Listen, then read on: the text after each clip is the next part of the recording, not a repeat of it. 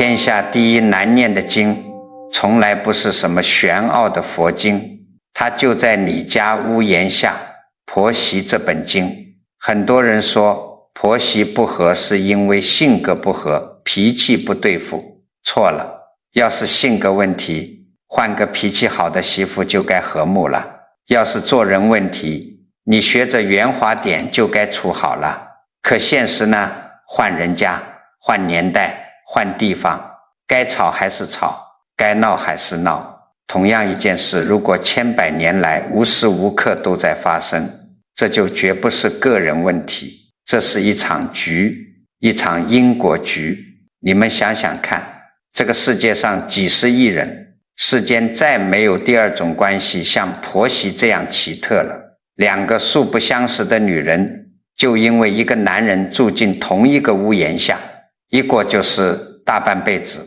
这种安排在咱们凡夫俗子的眼里看来，简直就是硬凑的。可是在因果业力里头，它一点都不硬凑，这是安排的丝毫不差的。你要晓得，一个家其实就是一间因果账房，谁能进这个门，谁在这本账上就有一页。有账要算的人，老天爷才会把你们安排到一个屋檐下，让你们躲都躲不开。没有账的人，哪怕住对门，一辈子也碰不上面。你这一生认识那么多人，处过那么多关系，为什么偏偏是他在这个时候进了你们家的门，叫你一声妈，天天跟你抢同一个儿子的心？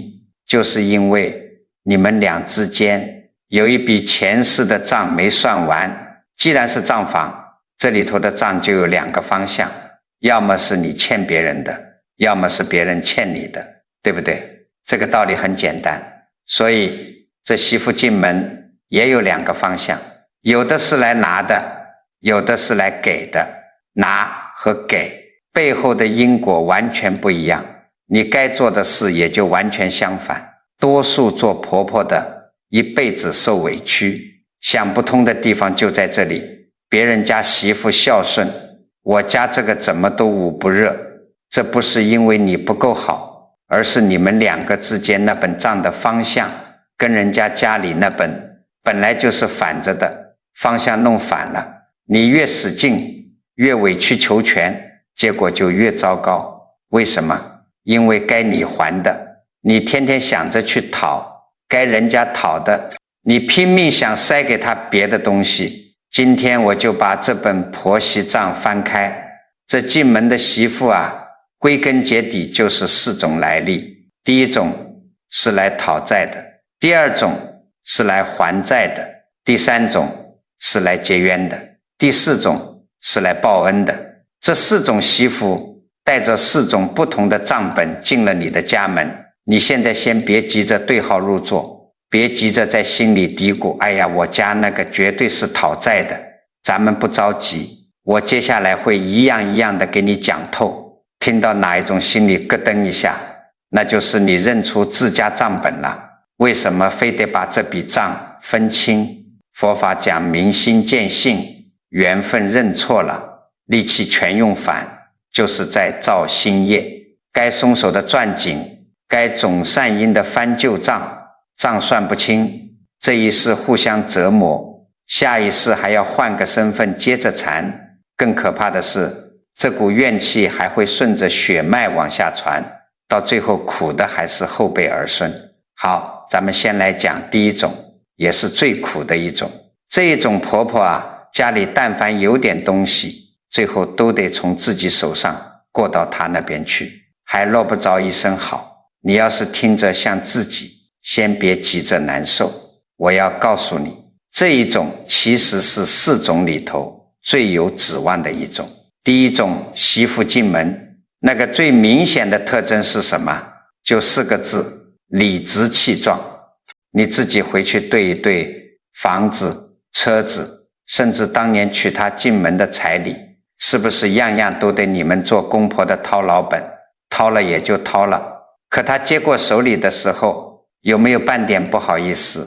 没有，连一句客套的谢谢妈都懒得说。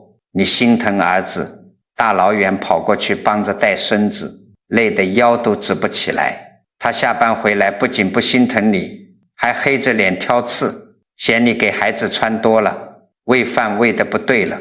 你逢年过节给他娘家大包小包送东西，他觉得是天经地义。他偶尔给你买件打折的衣裳，那就成了天大的情分，恨不得挂在嘴边说上一年。你在他面前说话，是不是总得在心里先过3遍，生怕哪句话没说好，又惹他摔脸子。你肯定纳闷过，甚至气得半夜睡不着，这到底是个什么人啊？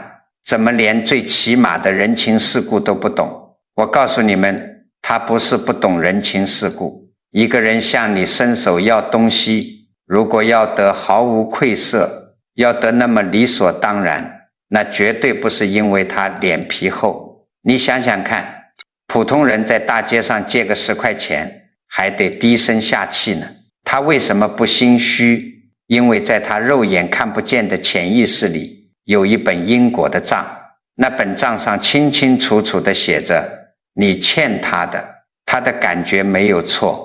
上一世你确实欠了他一笔重债，他这辈子就是拿着欠条来讨债的。既然是来拿回自己的东西，他为什么要跟你客气？有位老太太就遇上了这么一个讨债的儿媳妇。儿媳妇不仅要钱要房，最绝的是她霸占着孙子，不让老太太看一眼。老太太想孙子想得直掉眼泪，偷偷买了一辆崭新的玩具小汽车，趁着儿媳妇带孩子在小区里玩的时候凑过去递给孙子。结果你猜怎么着？儿媳妇一把将玩具抢过去，哐当一声，当着老太太的面直接扔进了旁边的垃圾桶，看都没看老太太一眼，冷冷地甩下一句：以后别拿这些便宜货糊弄我儿子，我们不缺。说完拉着哇哇大哭的孙子掉头就走。老太太一个人站在风里，看着垃圾桶里的玩具，心跟刀绞一样。她当时要是没忍住冲上去跟儿媳妇厮打起来，那这个家就彻底毁了。可是这位老太太有悟性，懂得一点因果的道理。她明白这碰上的是个讨大债的，去闹去吵去要公道，有用吗？没用，不仅讨不回孙子，还会结下更深的冤。老太太选择了什么？她不再去小区门口守着了，也不去闹了。她每天在自己家里点上1炷香，哪怕心里难受，也逼着自己静下心来，开始念经。念完了，她就合起掌，把这份功德回向给这个儿媳妇，只求这笔账能早点结清，只求孙子平平安安。就这样整整熬了3年。这3年他心里那笔怨气硬是在一声一声的佛号里给生生化掉了。3年后老天爷翻牌了，儿媳妇不知道听了谁的忽悠，把家里的钱全拿去做了投资，结果赔了个底朝天。不仅房子被拿去抵债，还欠了一屁股烂账，天天被人逼上门。儿子当时还在外地打工，一时半会儿赶不回来。到了腊月里，大雪天半夜，老太太家的门被敲响了。门一开，儿媳妇牵着孙子站在外面，头发乱糟糟的，眼眶通红，她走投无路了。娘家嫌她惹事不管她，她只能厚着脸皮来敲婆婆的门。儿媳妇当时站在门外浑身发紧，她心里想，完了，当年我那么刻薄，今天他肯定要指着我的鼻子破口大骂，肯定要把我赶出去。可是老太太做了什么？老太太看了他一眼，一句话没骂，连一句你也有今天的闲话都没说。她侧过身把门拉大，说了句进屋吧，外面冷，然后转过身走进厨房，不到10分钟端出了一碗冒着热气的汤面，放在桌上，往儿媳妇面前推了推，喝口热的吧，孩子也该饿了，就这一碗汤。一句话，儿媳妇那根紧绷的神经瞬间断了，扑通一声跪在地上，捂着脸嚎啕大哭。你们要晓得，这一场大哭就是这笔前世的宿债，在这一刻彻底结清了。很多人听完这个事，会替老太太不值，觉得老太太太窝囊了。可是我要告诉你们，在这4种媳妇里头，为什么我说讨债的其实是最有指望的？因为债是有定数的，它不是个无底洞，天底下没有一笔宿债是还不完的。你觉得日子熬不到头，是因为你只盯着自己给出去了多少，却没看到因果账本上的数字在一点点往下掉。更要紧的是什么？你们自己静下心来看看，他逃走的那些钱，那些房子最后落到哪里去了？难道掉进海里了吗？没有啊，他逃走的东西全落在了你儿子的那个家里，全变成了你孙子住的那间屋，吃的哪口饭？佛法讲得很清楚，肉包子打狗那叫浪费，可你这是肉包子为了自己家的下一代，你还的是他的债，护的却是你自家儿孙的根基。这不是自我安慰，这是实实在在的物质走向，肥水根本没流外人田。所以摊上这种来讨债的媳妇，你该怎么做？怎么才能让这笔债还得快一点？我教给你们一个活口，就4个字：心甘情愿。很多婆婆给是给了，出钱出力，可是心里那个愿啊，嘴上那个骂啊，一边给一边数落。我告诉你们，你愿着给，这就等于你刚还了一笔旧账，反手又借了一笔新账。你嘴上出了钱，心里却起了嗔恨心，那笔怨气就成了新的业力。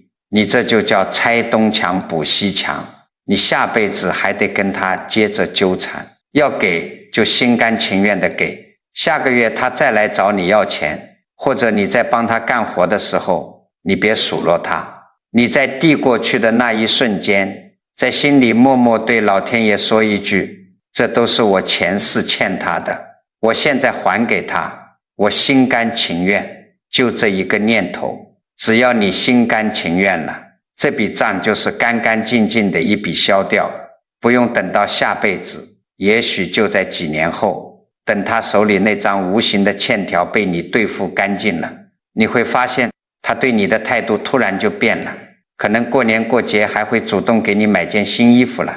这不是他突然变好了，而是账结清了，人家没理由再来折磨你了。第一种讲透了，你们心里有数了吗？别急，最让人迷惑的其实是第二种。第二种媳妇一进门，不仅不要你的东西，还抢着干活，孝顺的让人挑不出半点毛病。全小区的街坊老太太都羡慕你命好。可是我要告诉你，这4种里头，最容易被婆婆自己活生生熬坏的，恰恰就是这一种。为什么？你们要晓得，她一进门就跟上一件来讨债的完全反着来。你身上哪儿不舒服，你连哼都没哼一声，他比你儿子还先发现，热毛巾已经递到手边了。你娘家有点什么事，他跑得比你还勤快。你说一句想吃什么，第二天这道菜就准端上了饭桌。他自己受了天大的委屈，从来不跟你抱怨半句，转过头来还怕你心里多想。最绝的是什么？你想谢他，你给他塞点钱或者买点东西，他浑身不自在，死活不要，非得推回来。你碰上这么个媳妇，街坊四邻都说你上辈子烧了高香。可是我告诉你，他做这些事根本不用你提，也不图你夸他。为什么？因为在看不见的因果账本上，这一回是他欠了你的。人在还债的时候，心里头是有股劲儿推着他的，他潜意识里觉得该做这些事，他不觉得苦，甚至你挑他的理，他心里还踏实点。这就好比欠人钱的人在街上碰见债主，是不是抢着请客，抢着买单？不是他真那么大方，是他心里过不去那道坎。但是大问题就在这里了，这股推着他往前走的热气，它是有数的。佛法讲得很清楚，缘起缘灭，债还完了，这缘分就该散了。你想想看，他天天这么掏心掏肺的给你，天天舒舒服服的受着，受久了，人都有个毛病，就成了习惯，习惯久了，你就觉得这是应该的，是他本分。等到哪天他前世欠你的那笔账在因果本上一笔一笔划掉，划到最后一笔的时候，他心里那股劲儿突然就没了，他开始对你淡淡的给的少了，没那么热乎了。这个时候你要是觉得委屈，觉得他变心了，你去挑他的理，那你一盆冷水下去，就把他心里最后一点热气浇得透透的。这就是为什么很多人家头几年婆媳好的跟一个人似的，后来突然就冷若冰霜，谁也说不上到底为了什么。其实不是人变坏了，是账清了，人家没有再来伺候你的理由了，两不相欠，缘分自然就断了。那怎么才能把这个好媳妇留住？我给你们讲个宋代的老故事，你们听听古代聪明的婆婆是怎么化解这个局的。宋代有个女人叫吴氏，嫁进门没过2年，丈夫的疾病死了，家里穷得叮当响，就剩下一个瞎眼的老婆婆。按当时的规矩，她这么年轻，完全可以回娘家改嫁。可是吴氏死活不走，她说我走了，妈就得饿死。从那以后，吴氏没日没夜的干活，大冬天的去冰窟窿里砸冰洗衣服，手冻的全是裂口，换来的一点糙米全熬成稠粥喂进婆婆嘴里，自己就喝点刷锅水。这就叫标准的来还大债的媳妇，真的是拿命在还。可是这个婆婆厉害啊，老婆婆眼睛看不见，但心里亮堂。有一天，吴氏把热乎乎的稠粥端过来，婆婆摸索着抓住了吴氏的手，摸到那一手的冻疮，老婆婆眼泪唰的就下来了。婆婆心里明白，这孩子是在拿青春和命伺候自己，可自己绝对不能就这么理所当然的受着受干了，这孩子的命也就毁了。婆婆干了一件什么事？她拄着拐杖挨家挨户去求村里的人。求什么？求人家帮忙找个老实本分的光棍汉，她要给儿媳妇遭罪，跟吴氏成亲，两个人一起过日子。她这个老婆婆就算厚着脸皮跟着沾点光。你想想，古代的婆婆不仅不拦着守寡的儿媳妇，还主动张罗着给她找男人成家，这是何等的心胸。吴氏一听，跪在地上哭着磕头，死活不答应。婆婆把拐杖往地上一杵，斩钉截铁地说，你要是不答应，以后你就别再叫我妈，我不能为了多活2年把你一辈子熬干了。最后真就招了一个老实男人进门，一家人安安稳稳地给老婆婆送了终。你们听懂这个故事的门道了吗？吴氏拼了命地干活，那是她在结旧账。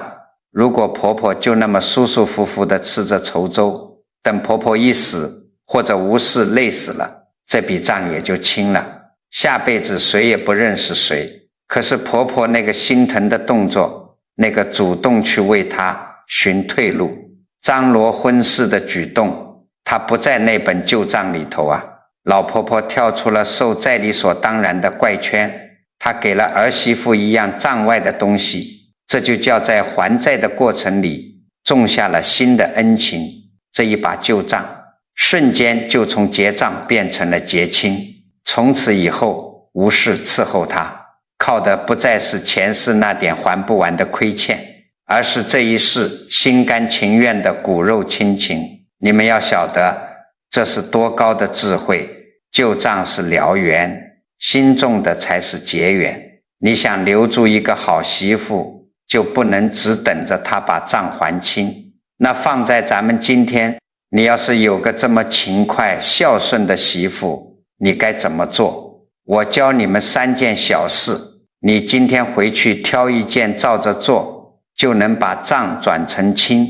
第一件事，当着外人的面夸她一次，别当着她的面夸，要在你的老姐妹、亲戚、朋友面前发自肺腑地夸夸她有多辛苦，这好话早晚会传到她耳朵里，这叫给她脸面，给她立威。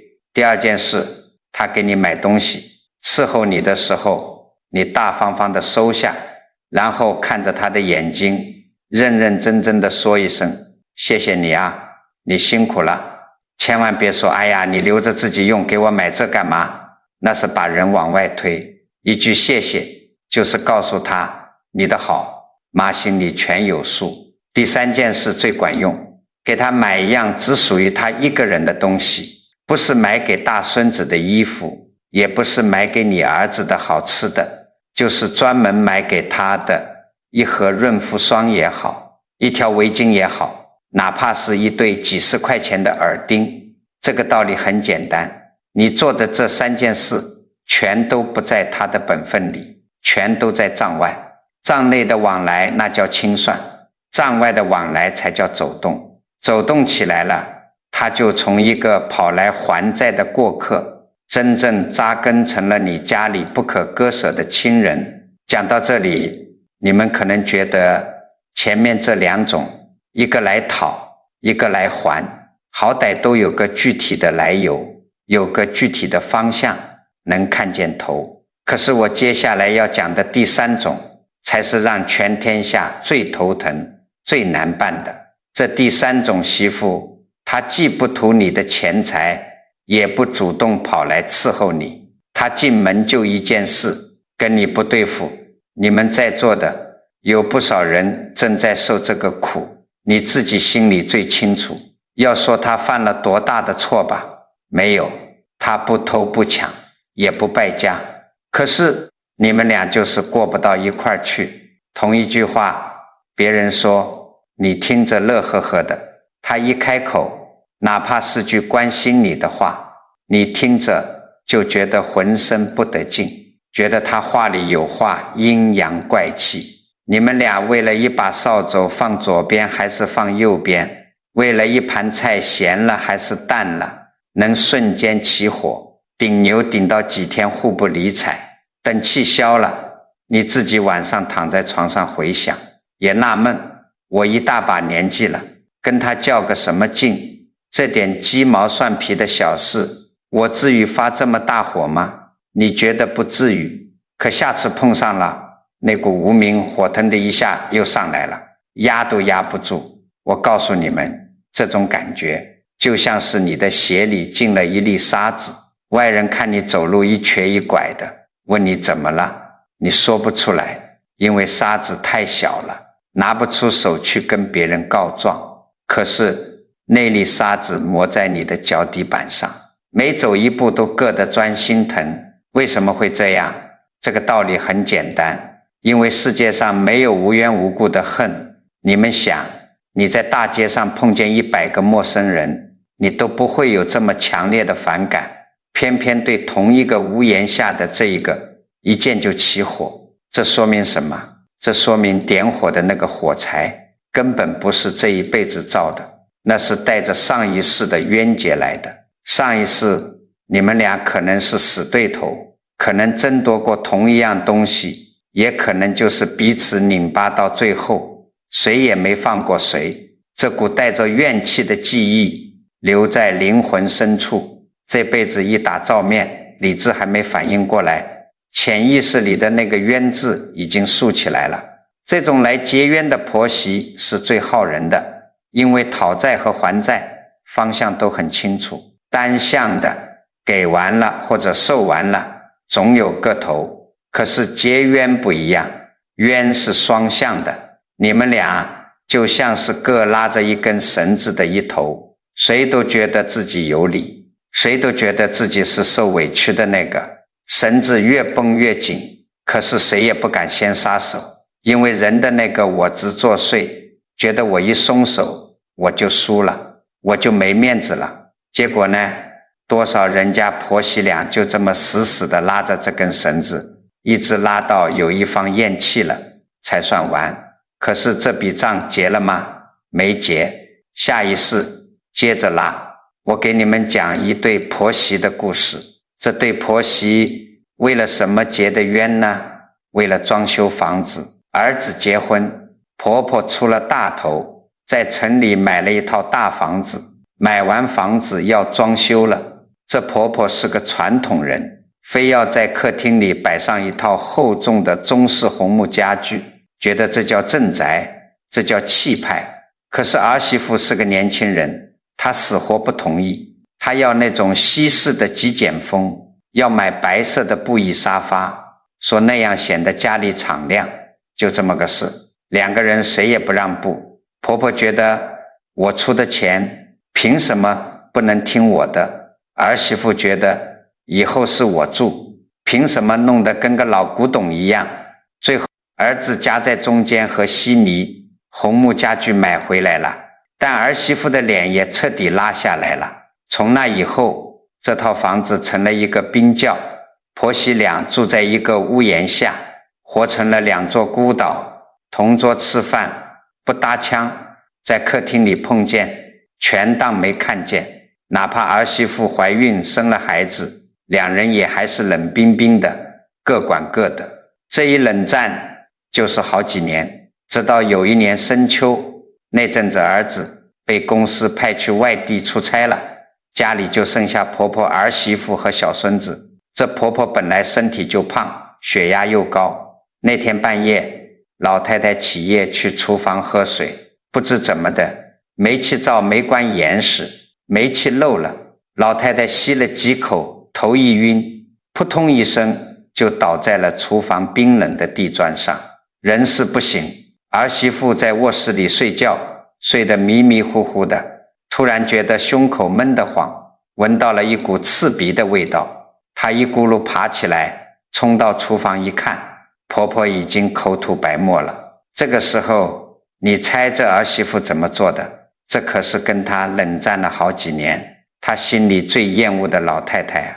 儿媳妇当时自己也吸了煤气，手脚都在发软，可她根本没多想，连滚带爬地扑过去，一把抓起婆婆的两条胳膊。婆婆胖啊，160、70斤，儿媳妇根本背不动，她就死死地攥着婆婆的衣裳，咬着牙，身子往后仰，一步一步，一寸一寸地把婆婆硬生生地往大门外头拖。她像疯了一样，终于把婆婆拖到了走廊通风的地方，自己也咚的一声瘫在地上，赶紧拨了急救电话。到了医院的急诊室，老太太经过抢救，带着氧气罩慢慢睁开了眼。她一歪头，就看见儿媳妇坐在床边的塑料凳子上，披头散发，两条胳膊上全是青一块紫一块的勒痕。婆婆看着那伤，眼泪瞬间涌了出来。她虚弱地抬起手，扯下氧气罩，看着儿媳妇，说出的第一句话是什么？她说：家里的那个红木沙发，等我出院了就把它卖了吧，买你喜欢的那个白色的。就这一句话，儿媳妇坐在凳子上，捂着脸嚎啕大哭。几年的冰山在这一刻轰然倒塌。从那以后，这对婆媳没有再吵过一次架。你们听懂这个故事的玄机了吗？老太太醒过来，为什么要提那个沙发？因为那套沙发就是他们婆媳俩拉了那么多年的那根绳子。儿媳妇在厨房里拼死拖她出来的那一刻，儿媳妇手里的那头绳子已经松开了。等老太太在病床上主动说要换成白色沙发的时候，老太太手里的那头绳子也彻底丢掉了。你们要晓得，在英国的4种账本里，唯独这第3种来解冤的，它不用熬时间，它是这4种里头唯一一个可以今天现在当场就断得干干净净的账。为什么？佛法讲得很清楚，一个巴掌拍不响，所有的冤，所有的争吵，都是2个人共同造作出来的气场。只要有一方彻底停手了，那这股力气就没有着力点了。这就像2个人拉锯，你在这头突然撒了手，对方在那头再怎么使劲，这把锯子也拉不动了。所以我告诉你们，这些正在跟媳妇结冤，互相看不顺眼的婆婆，最管用的活口在哪里？别去争论谁对谁错，人间的对错在因果里全是一笔糊涂账。你只要记住一句话，先松手的那个就是先从因果里脱身的那个。你先撒手，你就赢了，你就彻底自在了。怎么松手？不用你去给他磕头认错，更不用你低声下气，你只需要做一个动作，从今天起他再说难听的话，再给你甩脸子，你千万别像以前那样顺着他的话去反驳，去翻旧账，去解释。你把嘴闭上，心里默念一句不攀缘，然后只平平静静地回他一个字，就这一个字。你千万别小看这个字，这是老祖宗的大智慧，这叫截断众流。你这一个字扔过去，就像一拳打在棉花上，他那一肚子的邪火瞬间就找不到发泄的靶子了。一次两次三次下来，他自己都会觉得没意思，因为你不在那根绳子上了。他一个人拉个什么劲呢？等到这股冤气慢慢散了，你会发现鞋里的那粒沙子不见了。你们或许成不了亲密无间的母女，但最起码你们能在同一个屋檐下平平安安的过日子，这辈子的冤结就算是彻底化了。前三种不管是讨是还是结冤，多多少少都会让人受点气，吃点苦。可接下来我要讲的这最后一种，第四种媳妇，那真是打着灯笼都难找。这种媳妇一进门，不仅脾气好，对公公婆婆那叫一个掏心掏肺，甚至待婆婆比对自己的亲娘还要好。你们身边要是有这样的人家，大家是不是都羡慕的眼珠子发红？可是诸位啊，我要点醒你们，千万别高兴得太早。这第四种媳妇的隐患藏得最深，做婆婆的要是稍微糊涂一点，不懂得这因果契机是怎么转的，最后不仅这个家容易散，你自己的晚年还会过得无比孤凄。为什么这么说？你们要晓得，他为什么对你这么好，好的都超过了人情该有的分寸了。这个世界上没有无缘无故的爱，这必然是因为在上一世你对他有过天大的恩情，他这辈子投胎找过来，就是为了把这份恩情还给你。报恩的人心里头是热乎的，这跟那种苦哈哈来还债的完全不一样。但是大问题就出在这个好字上。佛法讲得很清楚，凡事不能走极端，契机讲究个中和，一个家里的气它得是匀称的。这种报恩型的媳妇，她把身上所有的好，所有的热乎气，一股脑全倾泻到了你这个婆婆身上。你想想看，你儿子夹在中间，他是个什么感受？你儿子会觉得自己的媳妇怎么看着更像你的亲闺女。小两口关起门来过日子的时候，媳妇的心思全在婆婆那边，对老公反倒不怎么上心了。时间一长，小两口之间就会生出一层看不见的隔膜。你天天在这头想着儿媳妇的福，舒舒服服的，可是你儿子那头的日子却在一天天的变凉。多少人家就是这么散的，散的时候旁人还想不通，只拍大腿。明明这媳妇那么孝顺婆婆，这儿子怎么就非要跟她离婚呢？这个道理很简单，因为家里的契机失衡了，这还只是其一，最可怕的隐患在后头。恩情这个东西，它跟债务一样，不是无穷无尽的。他上一世欠了你10分的，这辈子给你报了10分，报完的那一天，那股推着他对你好的热气突然之间就退了。要是这些年你就像个老太爷一样，理所当然地受着他的好，1分钱也没回馈过，1点心也没操过，等他恩情报完的那天，你们俩之间就什么都不剩了。他自己可能都说不清为什么，突然就不想给你买东西了，突然就懒得跟你多说一句话了。受了一辈子好，从来没有回过一点本的婆婆，到了真老得走不动路的那几年，往往是最孤单最凄凉的。那怎么破这个局？怎么才能把这份恩德稳稳地留在这个家里？我给你们讲个咱们老祖宗传下来的事。明朝的时候有个大清官叫杨继宗，他母亲周氏就是个典型的来报大恩的媳妇。周氏嫁进杨家以后，对待公公婆婆那真是比对亲爹亲娘还要恭敬周到。公婆生病了，她衣不解带的在床前熬药喂饭，家里有点什么好吃的，她全端进正房，这份孝顺十里八乡都挑不出半个不字。杨家老两口也是舒舒服服的受着。可是这杨家的老公公是个有大智慧的人，他眼看着儿媳妇对自家这么好，他心里清楚这恩情太重了，要是就这么白白的受着，杨家承受不起，早晚留不住这个好媳妇。到了公公临终那一天，杨家上下亲房本家全都围在床前。按照老规矩，老太爷要交代后事，要分家产了，几个亲儿子都竖起耳朵听着，等着老爷子把家里最值钱的东西传给他们。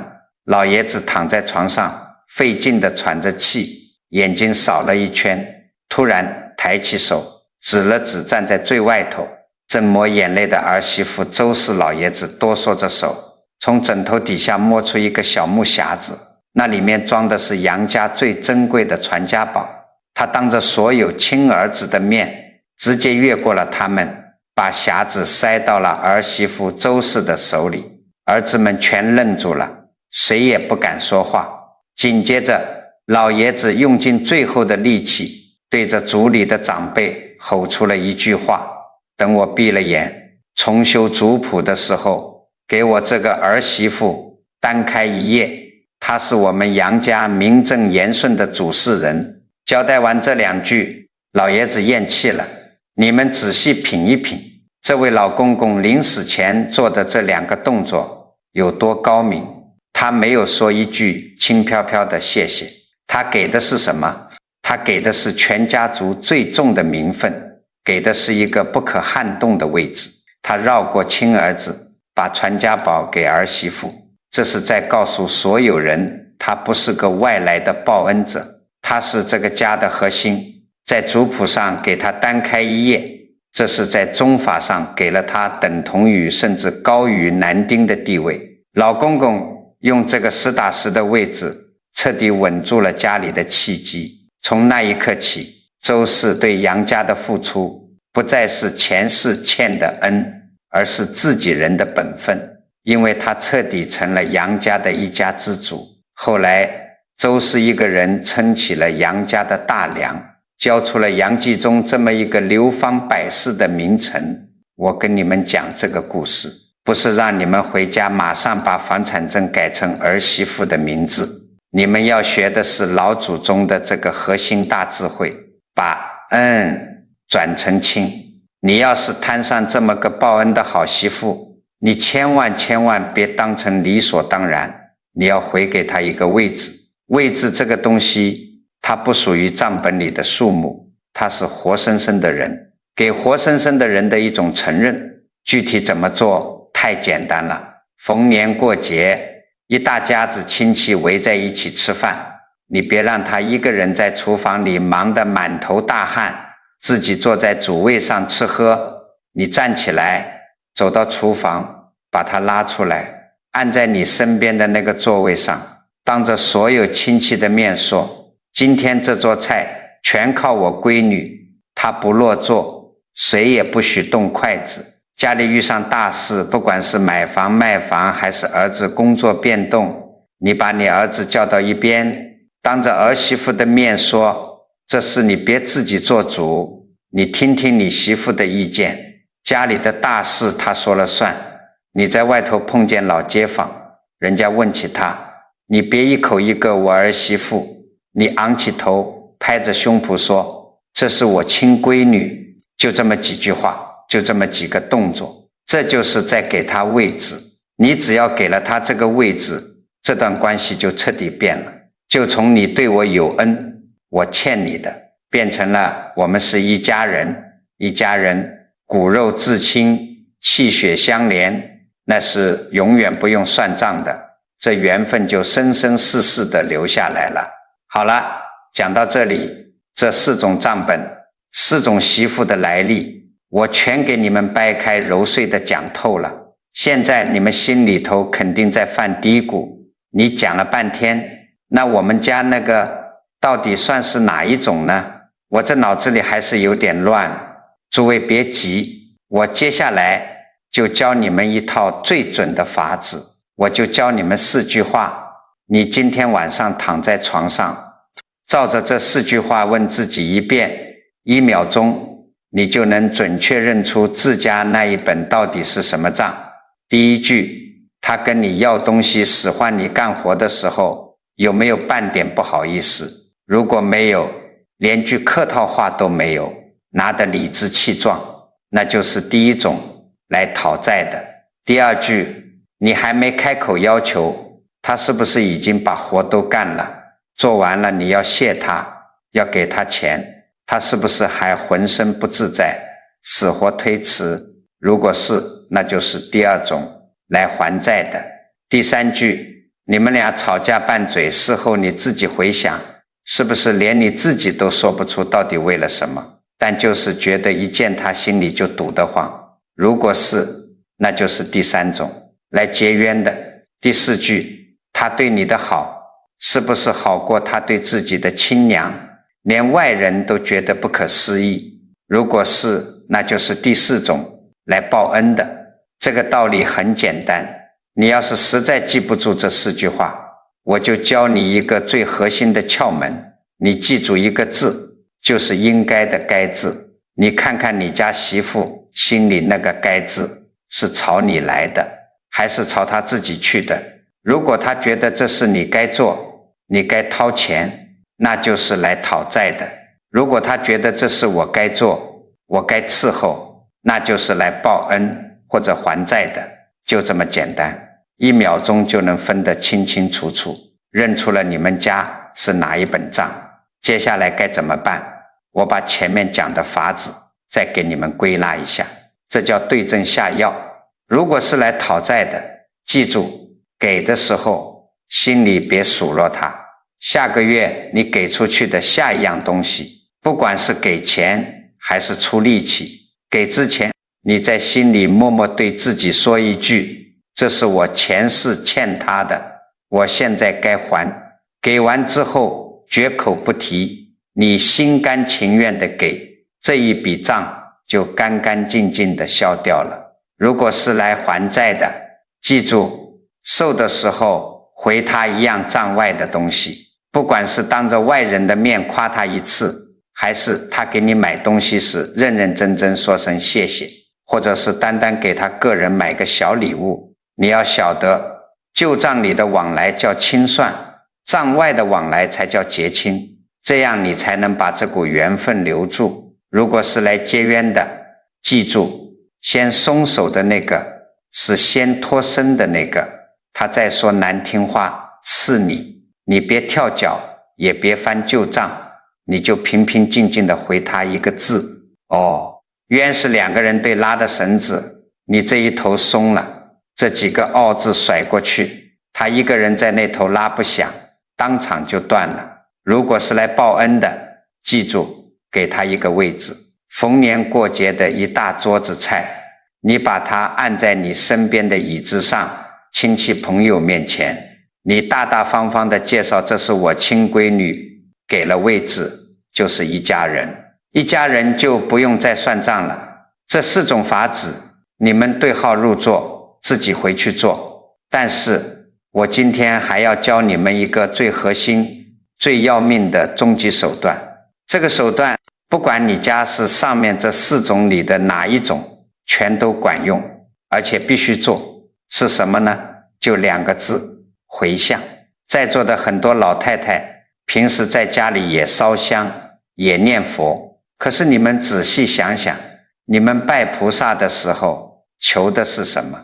你们求儿子升官发财，求孙子考上好大学，求自己身体健康无病无灾，对不对？你们谁在蒲团上真心实意的为那个天天给你气受的儿媳妇求过一句平安？没有吧？我告诉你们，你给孙子念10000遍经，不如给你那个看着就来气的媳妇念1遍管用。为什么？因为你跟孙子之间是善缘，不用你化解，你跟你媳妇之间才有恶结，那个结不打开，你们家的风水怎么可能好得了？所以从今天开始，你每天不管有多忙，抽个几分钟念一部心经。如果心经不会念，嫌太长，没关系，你就老老实实的念100声佛号，南无阿弥陀佛或者南无观世音菩萨，什么都可以。念完之后，这是最关键的一步，你把双手合十，心里头不能有任何杂念，老老实实的说一句话：今天我念经的这份功德全部回向给我的儿媳妇。注意，这里一定要报出她的全名，不管是叫王翠花还是李秀兰，你一定得把她的名字念出来，回向给我媳妇某某某，愿她身体健康，愿她家宅平安。你们要晓得这个动作的分量有多重吗？佛法讲得很清楚，心一松，劲就转。这个动作的分量不在于你念的经有多长，而在于你念出他名字的那一刻，是你心里真正主动放下的那一刻。当你在菩萨面前能够放下婆婆的架子，放下过去的委屈，真心实意地替她念一句经，盼她一分好的时候，你胸口的那股怨气瞬间就松了一分。这个法子为什么4种媳妇都管用？你想想看，如果你家是讨债的媳妇，你一回向，你还债还得心甘情愿了。如果是还债的媳妇，你一回向，等于你在无形中给了她巨大的账外恩情。如果是结冤的媳妇，你一回向，说明你这头的绳子彻底松手了。如果是报恩的媳妇，你一回向，说明你用最深厚的心接住了这份恩。你看，这只是同一样的一个动作，你4种账目全在同时往下减。这就是老祖宗讲了几千年的大道至简。我今天费这么大的口舌，教你们怎么认账，教你们怎么去化解，还教你们去给儿媳妇回向。你们以为仅仅是为了让你们在剩下的日子里少生点气，多过几天舒坦日子吗？不全是的。我告诉你们，今天我讲的这番话里最要紧的一句，你们必须给我死死地刻在心里，这笔婆媳的账必须在你们这一世由你亲手把它了结，绝不能再让你们的儿孙去背。你们去看看周围那些人家，有的家族那是世世代代婆媳不和，奶奶当年被太奶奶欺负，当了婆婆以后又欺负媳妇，媳妇熬成婆婆了，继续折腾下一代，这就叫业力轮回，原样照转。上一辈没有结清的账，它不会自己消失，它会顺着血脉，顺着家里的风水，一丝不差地传下去。你今天在儿媳妇面前多争的那一口气，多骂出的那一句狠话，看着是你赢了，其实你是把这笔恶业挂在了你们家的户头上。你们是不是都把孙女当成心头肉，掌中宝？你要是有孙女，你就听好了，你今天强行认下这笔婆媳的账，你今天咽下去的这口委屈，你今天在佛前替儿媳妇念的那一声回向，全都是在替你孙女将来挡灾。你今天在这里多还一笔前世的债，少结一句现世的愿，你的宝贝孙女将来长大了，嫁到别人家里去做媳妇的时候，她就能少受一份婆婆的嫌弃。你的亲孙子将来长大了，娶媳妇进门的时候就能少带一笔烂账进来。你是长辈，你是家里的定海神针，你在这个位置上就是要替儿孙把不好的气运给化掉，这才是大德。好了，讲了这么多，我知道你们年纪大了，可能听着前面的就忘了后面的，没关系，我最后再啰嗦一遍，这几句话一定要死死的记住。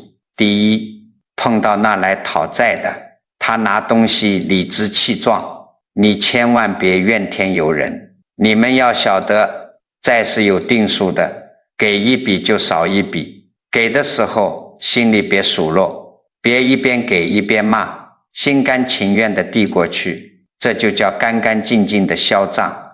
你护的全是你亲孙子的家。第二，碰到那来还债的，他当牛做马，不用你开口，你别装聋作哑，当成理所当然。这个道理很简单，你得回他一样账外的东西，逢人夸夸他，收东西谢一句，给他买个小礼物。只有种下新的恩情，这段结账的缘分才能变成亲人的缘分，才能长长久久地留得住。第三，碰到那来结冤的，没来由地看不顺眼，我告诉你们，别去争对错，先松手的那个就是先脱身的那个，他再说多难听的话刺你，你把嘴闭上，平平静静答一个哦就够了。你不接招，那个冤对拉的绳子当场就断了，保你下半辈子清净。第四，碰到那来报恩的，待你好过亲娘，你别光顾着自己享福，一定要给他一个名正言顺的位置。逢年过节让他坐你旁边，见人就说是亲闺女，把恩人变成自家人，家里的气机才不会失衡，你儿子才不会失落。这四种，不管你家是哪一种，都必须做一件最核心的事，每天念一部心经，或者念100声佛号，一定要双手合十，嘴里报出他的名字，回向给他，这叫主动放下你心里的那口恶气，最要紧的一句话。这也是我今天讲这堂课的根本。这笔婆媳的账，不管有多难念，必须在你们这一世，由你们这代人咬着牙把它了结，绝不能再把这股怨气留给你孙子、你孙女去背。你今天咽下的委屈，全是在替子孙挡灾。我常常讲，世间上的人啊，遇到点难处，就喜欢到处去求神拜佛，去找人算命看风水。其实最好的风水在哪里？